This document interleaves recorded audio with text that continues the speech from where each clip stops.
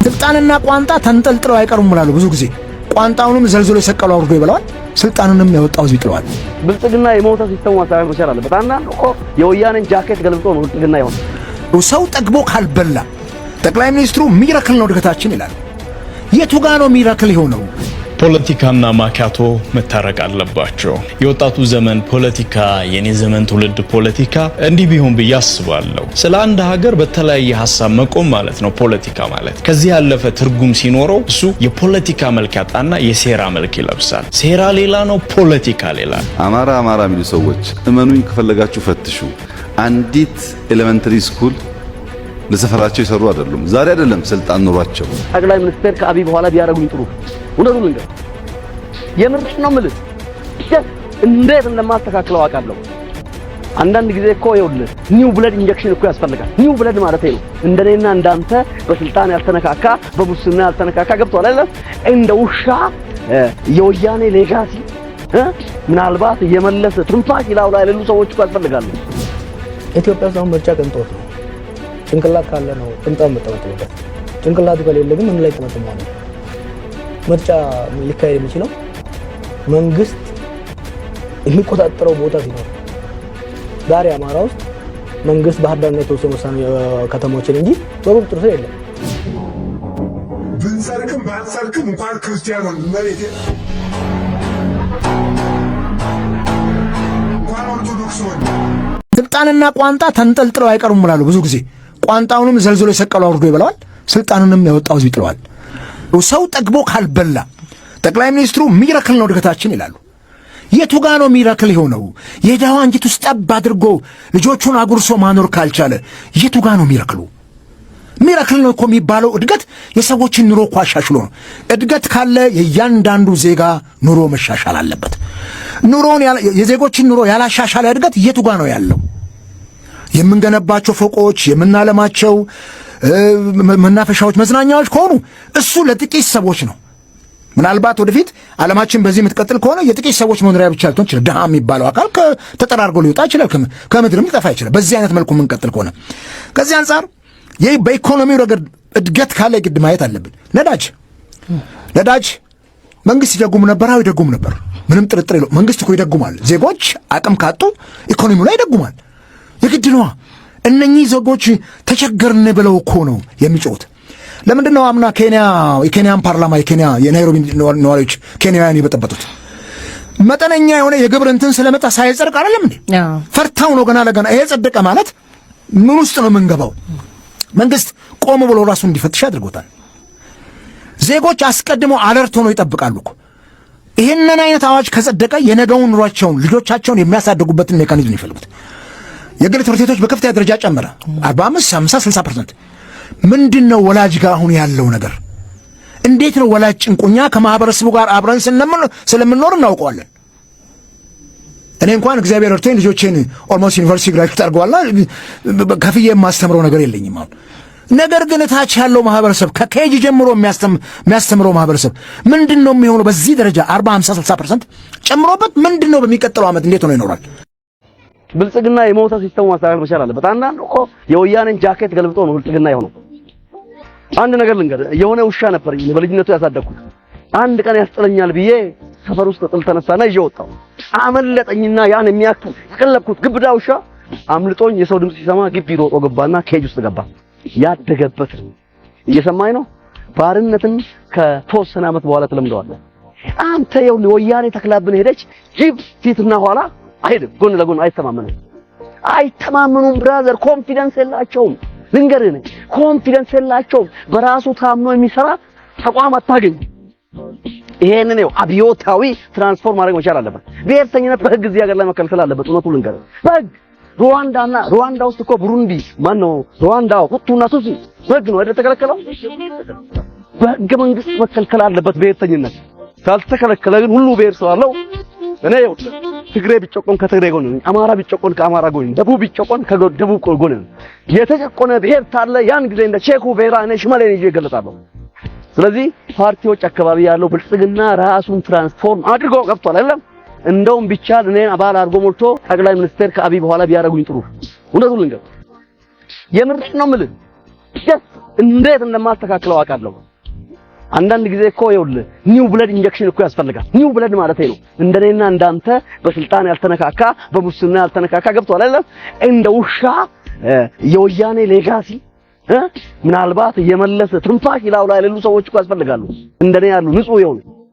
ፖለቲካና ማካቶ መታረቅ አለባቸው። የወጣቱ ዘመን ፖለቲካ የኔ ዘመን ትውልድ ፖለቲካ እንዲህ ቢሆን ብዬ አስባለሁ። ስለ አንድ ሀገር በተለያየ ሐሳብ መቆም ማለት ነው ፖለቲካ ማለት። ከዚህ ያለፈ ትርጉም ሲኖረው እሱ የፖለቲካ መልክ ያጣና የሴራ መልክ ይለብሳል። ሴራ ሌላ ነው፣ ፖለቲካ ሌላ ነው። ፖለቲካ ለማካቶ ካልቀረበ ለጥይት የቀረበ ከሆነ በብዙዎቻችን እየተፈራ በብዙዎቻችን የማይነካ ሐሳብ እየሆነ ሀገርና ትውልድ የሚጠቅም ሐሳብ ያላቸው ሰዎች በፍርሃት ቋት ውስጥ ተሸብበው ነው የሚቀሩት። እንዲህ ሲባል ግን የመናገር ነፃነትና ልቅ የሆነ ንግግር የተለያዩ ናቸው። የሀገርን ብሔራዊ ጥቅም አደጋ ላይ የሚጥሉ ንግግሮች፣ ትውልድን ከትውልድ የሚያጫርስ ንግግር፣ የፖለቲካዊ ፍላጎትን በሸፍጥና በሴራ ውስጥ ላይ ለማስፈጸም አመጽን የሚያነሳሱ ንግግሮችን እኔ የትውልድ በካይ መርዞች እንጂ ፖለቲካ አንድምታ ያላቸው ሐሳቦች አድርጌ ልቆጥራቸው አልችልም። በአግባቡና በልክ ሐሳባችን በትክክል የምንገልጽበት ሜዳ የምንዘረጋ ከሆነ እመኑኝ የኢትዮጵያ ፖለቲካ በቅርብ ዓመታት ውስጥ መቀየር ይችላል። የሆነ ፖለቲካ የተለያየ ሐሳብ ያላቸው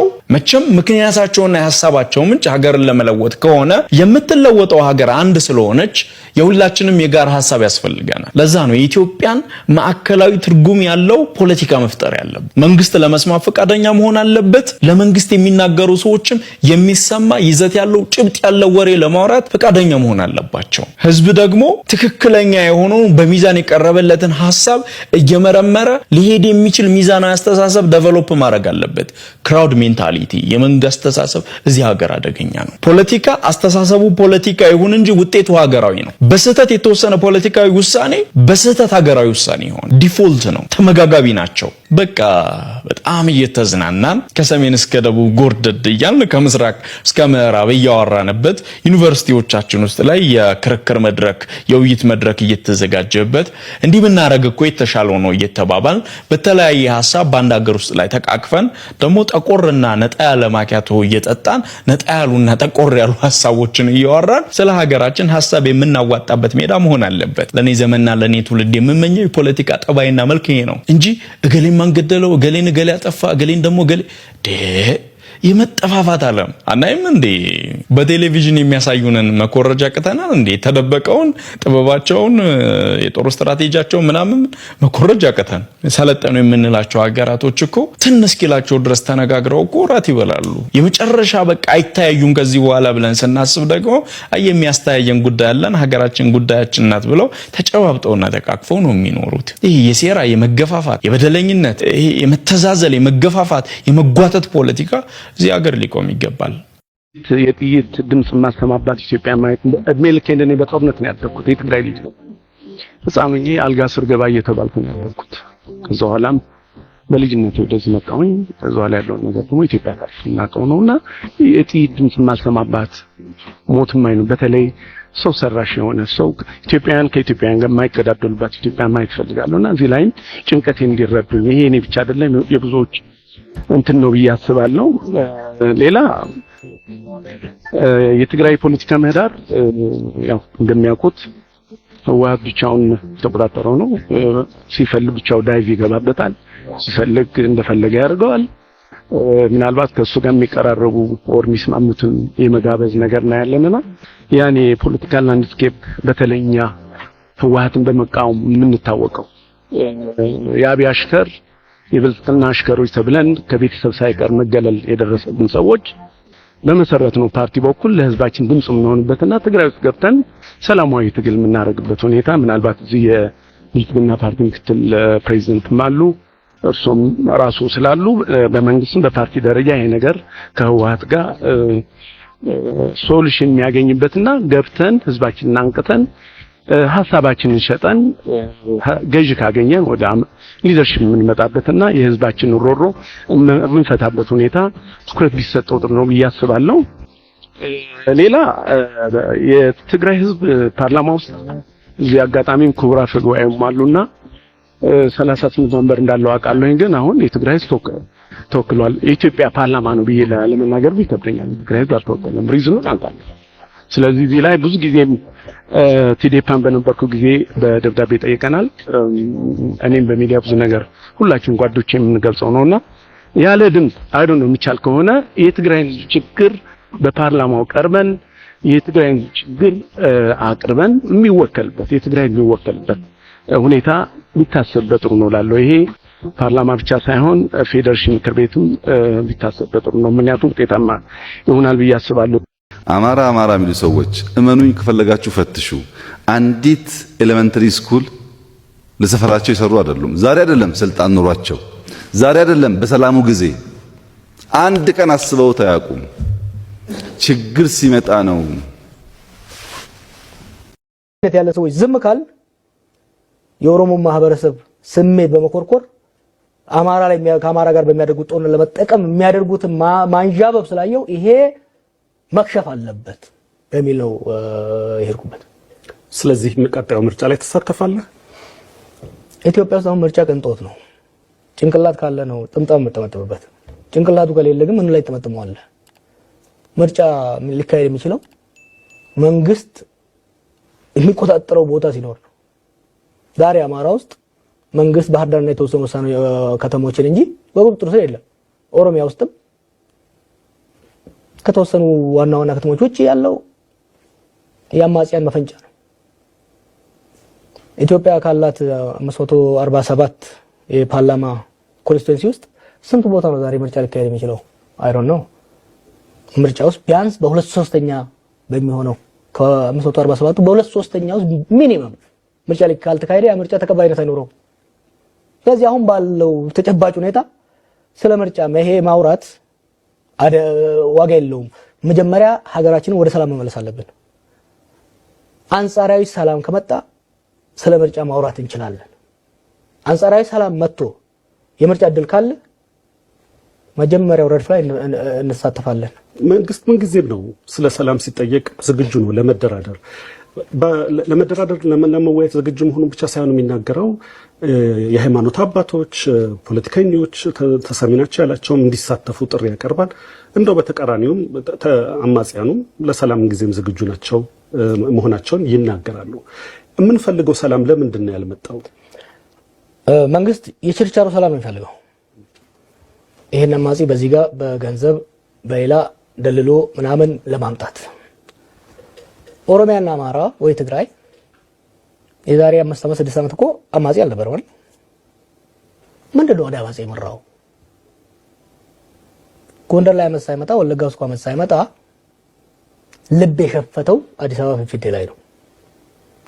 የፖለቲካ አለመስማማት፣ የፖለቲካ ልዩነት የነበረውን የፖለቲካ ልዩነት በጠረጴዛ ዙሪያ ለመፍታት ፍላጎት ከማጣትና የፖለቲካ ምህዳሩን በመዝጋት አምባገነናዊ የግለሰባዊ አምባገነናዊ ስርዓት ለመመስረት አብይ መወሰኑ ነው።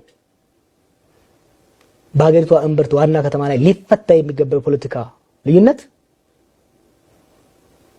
ወደ ጫካ የገባው።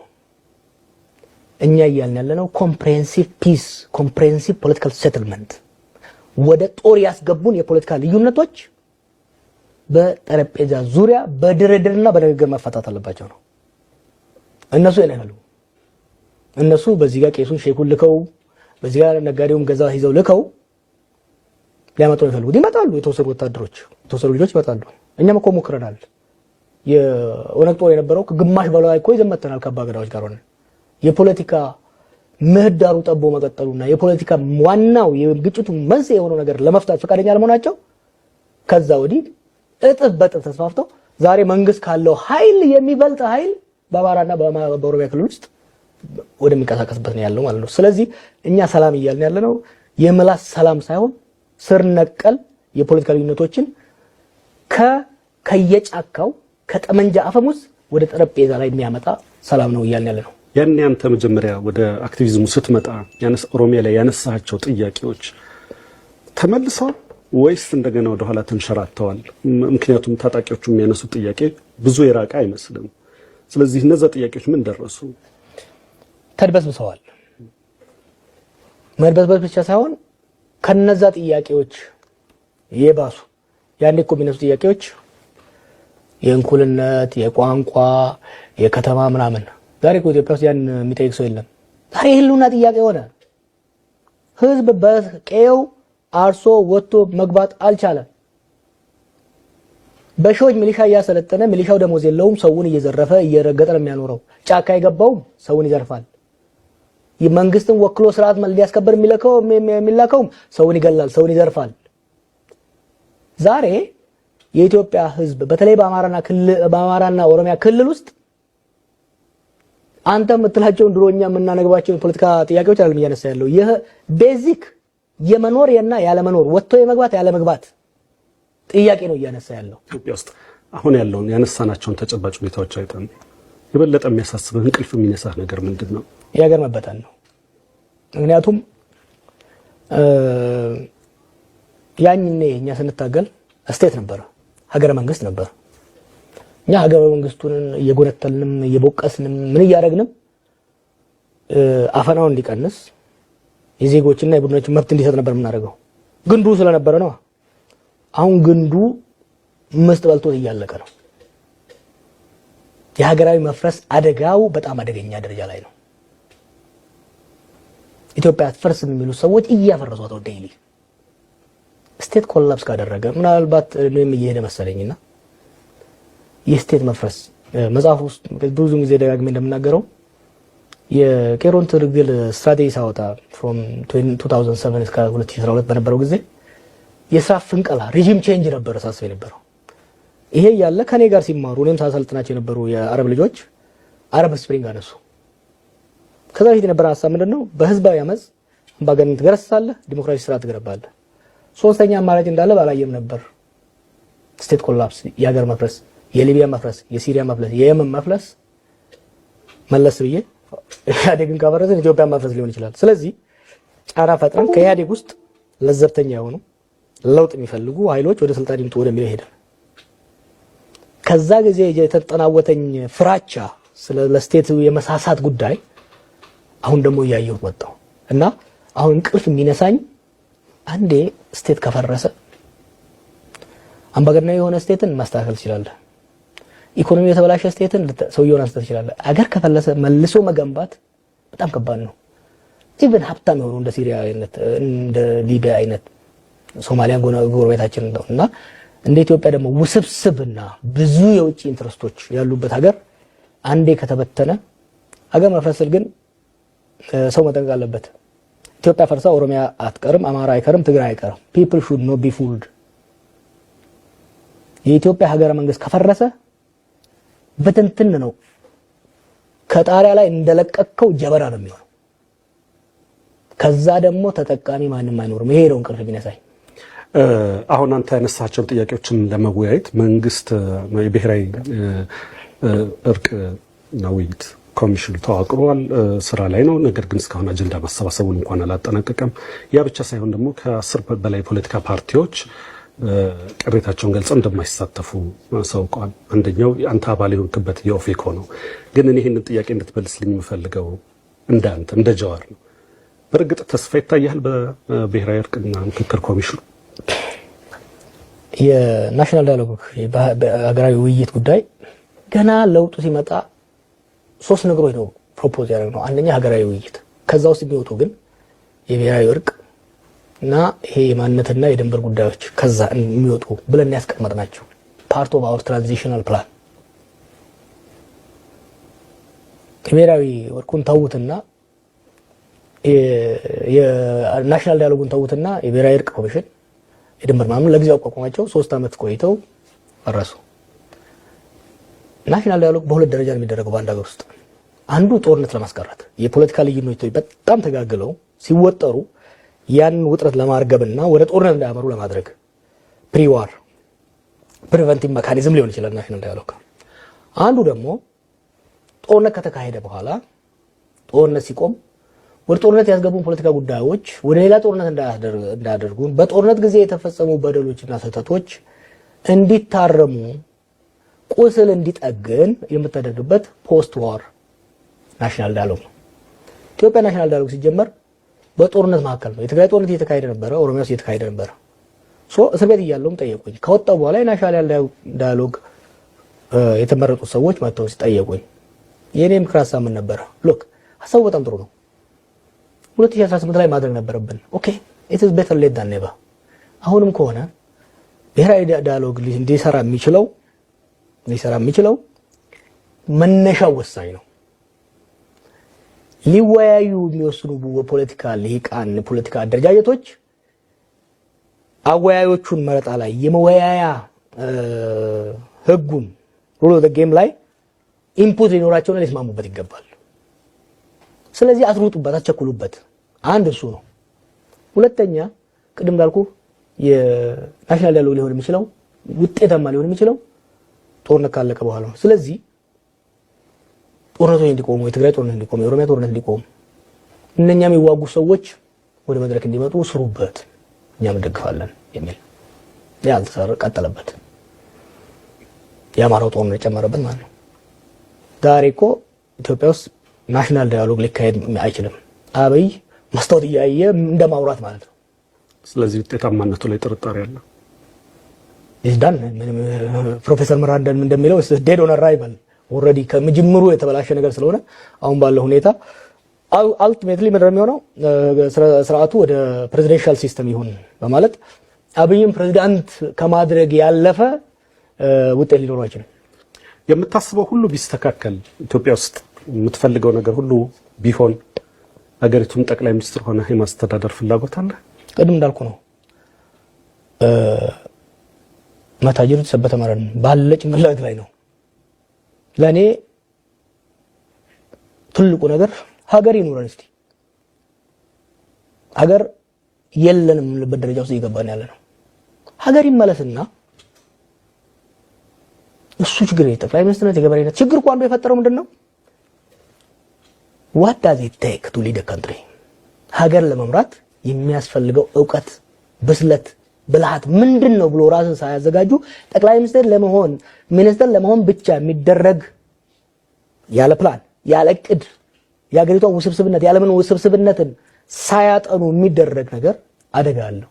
ስለዚህ ለኔ ጠቅላይ ሚኒስትር ይሁን ታዲያ ሰከንደሪ አሁን ማድረግ ፈልገው እኔ አሁን አመጹ ምን አድርጎ አይደለም እያልኩ ያለሁት we need to have a conversation።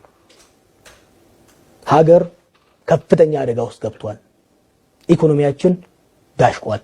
የኑሮ ውድነቱ ህዝቡ I don't think so ኢትዮጵያ ድሮም ደሃ ነች። አሁን ባለበት ደረጃ ግን የሰው ልጅ ተይግሮ ያቀም ባለፈው ነገር ቤት ሲሄድ አንዱ እንትን ያደርገኝ አንድ ሰውዬ ዶክተር 15 ዓመት ሰርቷል። ሚስቱ ነርስ ነች 12 ዓመት ሰርታለች። ዶክተር እንግዲህ the highest level of profession ነው ኢትዮጵያ ውስጥ። ልጆቿን ማስተማርና መቀለብ ኪራይ መክፈል አልቻሉም። ኢማጂን ሌላው አስተማሪው ሌላው life has become unbearable። ይሄ ደግሞ የሆነ ውጤት ነው። አንዱ የጦርነት ውጤት ነው። ከጦርነት የተረፈውን ገንዘብ ቅንጡ ሪዞርቶችና ቤተ መንግስቶች for God's sake ኢትዮጵያ ለምንድነው አዲስ ቤተ መንግስት የሚያስፈልጋት? ኢትዮጵያ ሪዞርት መዝናኛ ኢትዮጵያ ህዝብ ችግር መዝናኛ ነው። ኢትዮጵያ ህዝብ ችግር በቂና ተመጣጣኝ ዋጋ ያለው መዳበሪያ ለማግኘት ነው። ብንሰርቅም ባንሰርቅም እንኳን ክርስቲያን ነው መሬት እንኳን ኦርቶዶክስ ሆነ